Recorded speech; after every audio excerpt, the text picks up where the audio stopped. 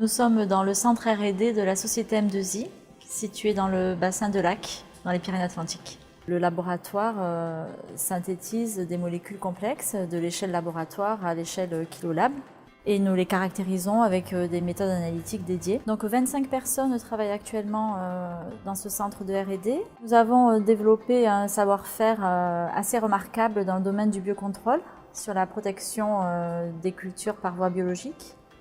Et donc nous développons la synthèse de phéromones et la formulation de phéromones pour les utiliser en protection des cultures et des plantes sans pesticides. Ça permet de limiter l'utilisation de produits phytosanitaires conventionnels. C'est une technologie qui est très efficace et qui cible spécifiquement l'insecte que l'on cherche à contrôler et à mener à des niveaux de population assez bas. Nous avons reçu le prix Pierre Potier pour le développement d'une phéromone pour lutter contre le démis de la vigne, qui est un ravageur des cultures. Les vignobles français occupent 755 000 hectares, ce qui représente environ 3% de la surface agricole.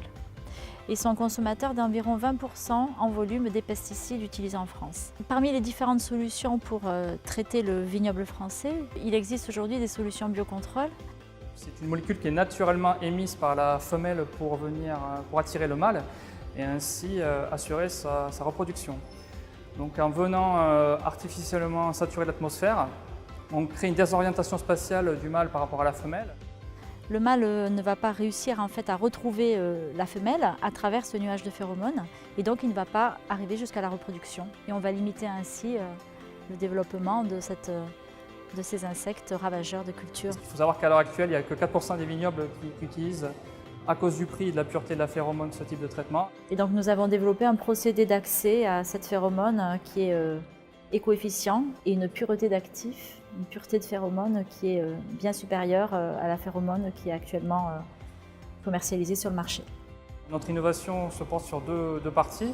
Dans un premier temps, nous avons donc réduit le nombre d'étapes de l'accès à l'actif. Généralement, il y avait des étapes qui étaient décrites en 10 étapes de synthèse et nous sommes arrivés à 3 étapes de synthèse. Et dans une deuxième phase du projet, nous avons réussi à obtenir un principe actif avec une très haute pureté isomérique, à savoir 98% alors que la concurrence est autour de 75%. Et cette pureté de phéromones ainsi que cette optimisation de rendement de synthèse qui nous permet un accès économique à la phéromone va permettre de démocratiser l'utilisation de cette solution de lutte biologique.